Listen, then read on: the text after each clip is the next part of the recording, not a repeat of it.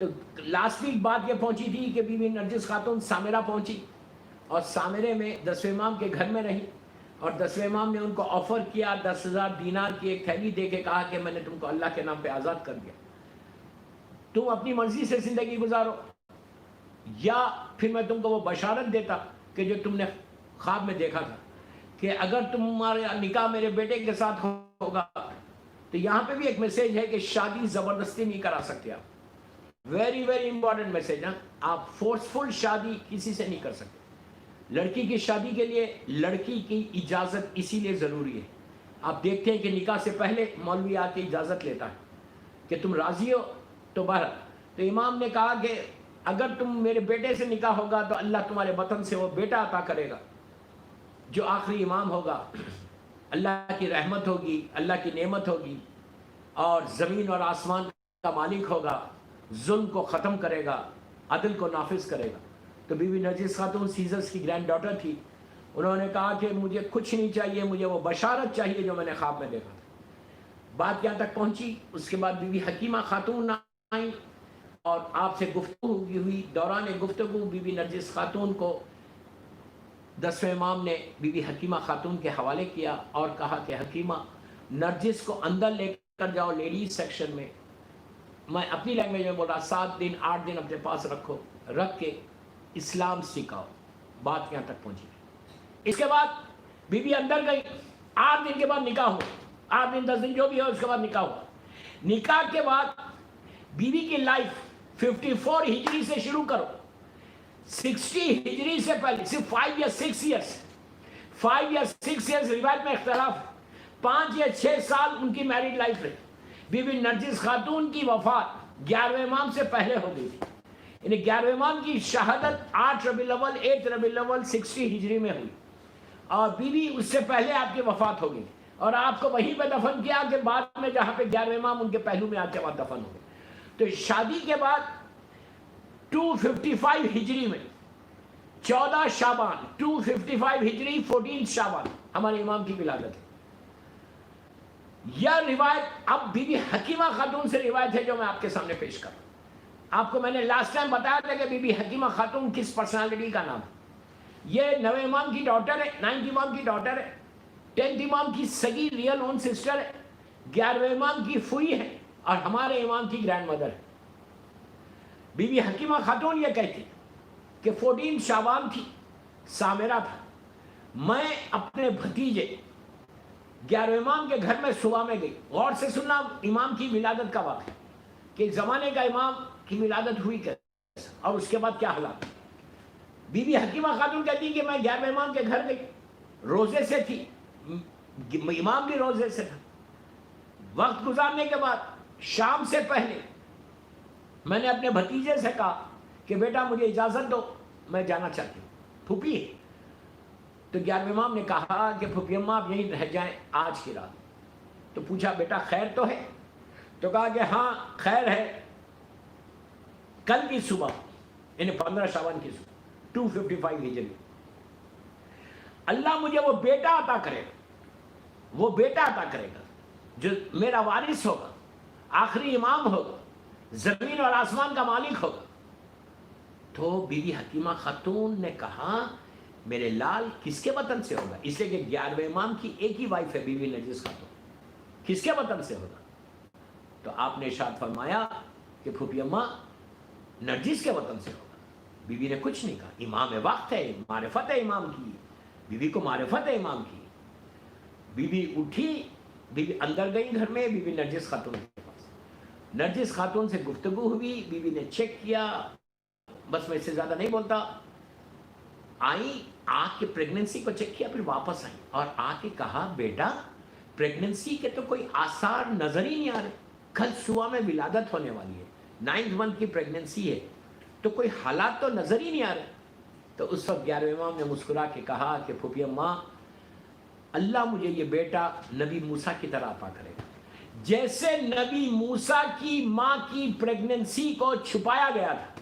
پورا وہ واقعہ نہیں پڑھا، فرعون کے خوف سے فرعون نے 70,000 بچوں کو، نیو بورن بیبیز کو اور پریگننسی کو ضائع کیا تھا۔ تو اللہ نے نبی موسیٰ کی ماں کی پریگننسی کو کمپلیٹلی چھپا دیا تھا.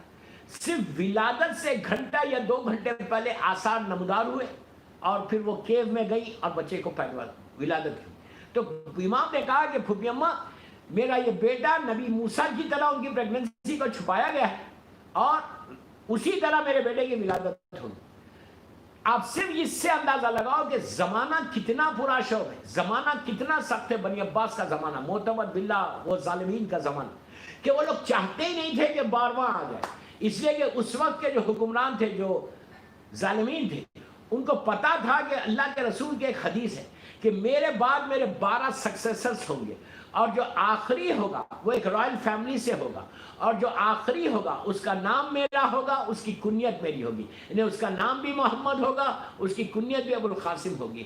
تو اسی لیے ہمارے پاس حکم ہے کہ اگر کسی کا نام محمد ہے تو وہ اپنی کنیت کو ابو القاسم نہیں رکھ سکتا. یہ صرف امام علی کو اجازت دی گئی تھی. امام علی کے بعد کسی معصوم نے یا کسی شخص کو اجازت نہیں ہے کہ وہ نام محمد ہے تو اپنے بچے کی کنیت ابو القاسم رکھے اور اسے وہ ابو القاسم کہلائے. بہرحال وہ ایک الگ بحث ہے.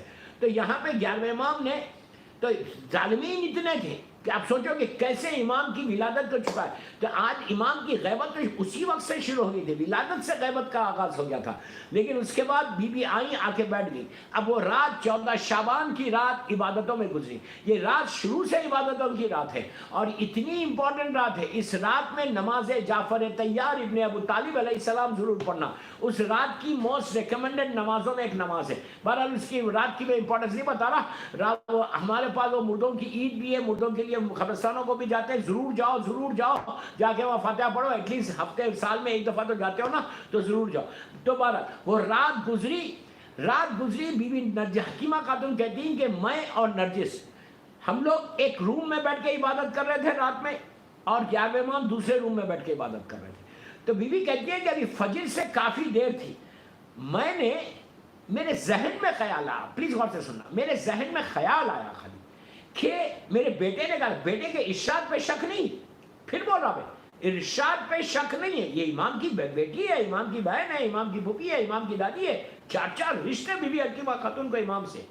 تو کہا کہ امام کے ارشاد پہ شک نہیں تھا, سیئنگ پہ شک نہیں تھا, but I was just thinking کہ یار رات پوری گزر گئی, اب بالکل فیو آورس رہ گئے, 1 گھنٹہ 2 گھنٹے رہ گئے.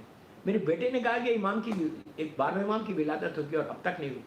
بس جس خیال آیا, بی بی حکیمہ کہتی ہے, حکیمہ خاتون کہتی ہے کہ دوسرے روم سے امام کی آواز آئی, 11ویں امام کی, کہ پھوپھی اماں اللہ نے جس کا وعدہ کیا ہے وہ پورا ہونے والا ہے. کیا وعدہ؟ اللہ نے جس کا وعدہ کیا ہے وہ پورا ہونے والا ہے.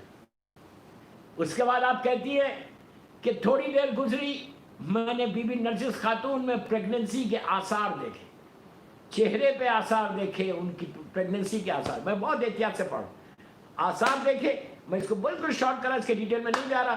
بی بی کہتی ہیں کہ ابھی وہ فجر سے کچھ وقت باقی تھا, میں نے بی بی حکیمہ خاتون کہتی ہیں کہ کچھ وقت باقی تھا کہ میں نے دیکھا کہ پورا روم برائٹ ہو گیا. اچھا, برائٹ ہونا آج کے دور میں آپ کے ذہن میں نہیں آ رہا کہ واٹ از برائٹ. دوستو اس زمانے میں یہ لائٹ سسٹم نہیں تھا. اس زمانے میں گھروں میں جیسا آج ہمارے گھر برائٹ ہے, ادھر بھی بلب لگا ہوا, ادھر بھی ٹیوب لگی ہوئی ہے, ادھر بھی ایک بلب ہے, بڑا روشن ہے گھر, اور رکھنا چاہیے, روشن رکھنا کوئی بری بات نہیں. اس زمانے میں اس طرح کی روشنی نہیں ہوتی تھی گھروں میں, نہ روڈز پہ ہوتی تھی نہ گھروں میں ہوتی تھی. روڈز پہ بالکل اندھیرا ہوتا تھا, روڈ پہ باہر بالکل اندھیرا, صرف راؤنڈ اباؤٹس کے اوپر ایک کینڈل ہوتی ہے, ایک چراغ ہوتا ہے یا جو بھی سسٹم تھا اس زمانے کا وہ رہتا تھا, اور کمپلیٹ اندھیرا رہتا. اسی لیے اس زمانے میں عشاء کی نماز کے بعد کھانا کھا کے لوگ سب سو جاتے تھے, جلدی ارلی جاتے تھے بیٹھ کے اوپر, اور ارلی جاتے تھے, فجر سے پہلے اٹھ جاتے تھے.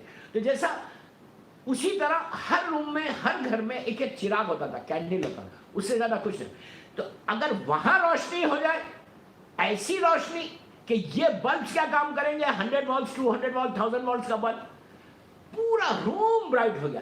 یہ ہر امام کے ساتھ ہوا, آپ کو حیرت ہوگی, ہر معصوم کے ساتھ. اللہ کے رسول کی ولادت, शहजादी कौनैन की विलादत, मौला की विलादत, मौला हसन की विलादत के वक्त भी मदीने मुनव्वरा का ये आलम था कि लोग जो पहला रमज़ान था, वो फर्स्ट रमज़ान जब रोज़े वाजिब हुए थे वो उसी वक्त वाजिब हुए थे जब इमाम हसन अलैहिस्सलाम की विलादत 2 हिजरी में हुई। तो उससे पहले रमज़ान के रोज़े मुसलमानों पे वाजिब नहीं थे। तो नया नया रमज़ान था, 15 रमज़ान का वक्त था, 14 तो जब लोग मस्जिद के लिए निकल रहे थे तो पूरा मदीने मुनव्वरा रोशन हो गया था। ऐसी रोशनी कि लोग दौड़ते हुए मस्जिद आ गए, आके जो है अल्लाह के रसूल से कहा था कि या रसूलल्लाह ये रोशनी क्या है? तो आपने कहा था जाओ अली के घर पे, अली के घर से ये रोशनी निकल रही। पूछे ये रोशनी निकल रही क्यों? तो उस वक्त कहा था कि अल्लाह ने मुझे, मेरा बेटा हसन मुझे अता किया है, वो पहला फर्जंद तो सूरह कौसर की तफसीर बनकर जो आया वो मेरा हसन आया है। तो बहरहाल हर इमाम की विलादत के वक्त ऐसी रोशनी हुई। तो बीबी हकीमा खातून कहती कि मेरा पूरा रूम रोशन हो गया। उसके बाद कहती है कि जब वो रोशनी हटने लगी, खत्म होने लगी तो एक स्टेज ऐसा आया कि जब रोशनी बिल्कुल खत्म हो गई, मेरी आंखें खुल गई तो मैंने देखा कि एक मासूम छोटा सा बच्चा है जो अपनी पेशानी को ज़मीन पे रख कर अल्लाह की वहदानियत का ऐलान कर रहा, अल्लाह के रसूल की रिसालत का ऐलान कर रहा, फिर इमाम अली से लेके 11वें इमाम तक हर इमाम की विलायत का ऐलान कर रहा। उसके बाद बीबी नरजिस खातून ने हमारे 12वें इमाम को उठाया, सीने से माँ ने लगा के अब हमारे 12वें इमाम को लेकर सीधा 11वें इमाम के हुजरे में आई, वो रूम में आई। जब रूम में आई और 11वें इमाम ने अपने बेटे को, अपने इस फर्जन को सीने से लिया, अपनी ज़बान मुंह में दे दी। ये हर मासूम का तरीक़ा था, रसूल के ज़माने से लेके इमाम अली से लेके नीचे तक ज़बान दी। जो पहला रिस्क पहुंचा मुंह में ज़बान दी। ज़बान देने के बाद अब रिवायत बीबी हकीमा खातून की यहाँ पे ख़त्म होती है। अब यहाँ से जो रिवायत शुरू होती है वो बीबी नरजिस खातून की रिवायत, इन्हें माँ की, इमाम की वालिदा की रिवायत। बीबी नरजिस खातून ये कहती है कि मैं, बीबी हकीमा खातून और 11वें इमाम, और ज़माने का इमाम बिल्कुल चंद घंटों के, और ज़माने का इमाम 11वें इमाम के सीने के ऊपर है, मैं भी खड़ी हुई हूँ, बीबी हकीमा खातून भी खड़ी हुई। बीबी नरजिस कहती है कि जो हमारा साइड का रूम था उस रूम में मैंने देखा कुछ परिंदे, बर्ड्स, बड़े बड़े बर्ड्स, वाइट कलर के विंग्स हैं उनके, वाइट कलर के पर हैं उनके, वो अपने परों को ऐसा हिला रहे। आई वॉज रियली शॉक कि इतने परिंदे मेरे रूम में आए, ये रूम में आए कैसा। उसके बाद मैंने देखा कि मेरे शौहर 11वें इमाम उठ के ज़माने के इमाम को गोद में लेके उन बर्ड्स के पास गए। जो सबसे बड़ा बर्ड था उसको दिया तो उसने क्या किया, उस परिंदे ने इमाम को अपने परों में ऐसा किया। ऐसा करके ये लोग हवाओं में उड़ गए। जब हवाओं में उड़े तो मेरी आंखों में आंसू आ गए। मैंने पलट के कहा कि आपने मेरे बच्चे को किसके हवाले किया, ये कौन परिंदे हैं? तो उस वक्त 11वें इमाम ने इरशाद फरमाया कि नरजिस, ये परिंदे नहीं हैं, ये बर्ड्स नहीं हैं, बल्कि ये खुद सी फरिश्ते हैं, खुद सी एंजल्स हैं। जिस तरह तुम्हारे बेटे का इंतज़ार ज़मीन पे हो रहा, उसी तरह तुम्हारे इस बेटे का इंतज़ार आसमानों में हो रहा। तो इमाम को वो लोग फरिश्ते आसमानों पर लेके गए, इसलिए कि ज़मीन और आसमान का मालिक है हमारा इमाम। हर इमाम जो होता वो ज़मीन और आसमान यानी आलमीन का मालिक होता। उसके बाद 8 दिन के बाद इमाम पलट के आए। अच्छा, हर मासूम का ये तरीक़ा, 12-14 मासूमीन के बारे में ये है कि जैसा नॉर्मल चाइल्ड 1 महीने में जितना ग्रो होता ना, इमाम जो होता, 14 मासूमीन की बात कर रहा मैं, इमाम जो होता वो 1 दिन में उतना ग्रो होता। जैसा नॉर्मल चाइल्ड 1 मंथ में जितना ग्रो होता, इमाम जो होता वो 1 दिन में ग्रो होता। फिर इमाम पलट कर आए, 8 दिन के बाद पलट कर आए। तो अब इस वक्त सामरे का जो एटमॉस्फेयर था किसी को नहीं मालूम था कि 12वां दुनिया में आ गया। आप सिर्फ इससे अंदाज़ा लगा कि आप मेरी तकरीर सुनते जाओ तो आपको अंदाज़ा होगा कि किस हालात में मेरे इमाम की विलादत हुई, किस ज़माने में विलादत हुई। कि इतना पूरा शोफ ज़माना, अगर दुश्मन को मालूम हो जाए, अगर गवर्नमेंट को मालूम हो जाए कि 12वां आ जाए तो वो उसी वक्त ख़त्म कर दे, 12वें इमामत को ख़त्म कर दे। लेकिन अल्लाह को हिफाजत करना है तो अल्लाह ने हिफाजत की। इमाम की विलादत के उस वक्त से गैबत शुरू हो गई। ये जो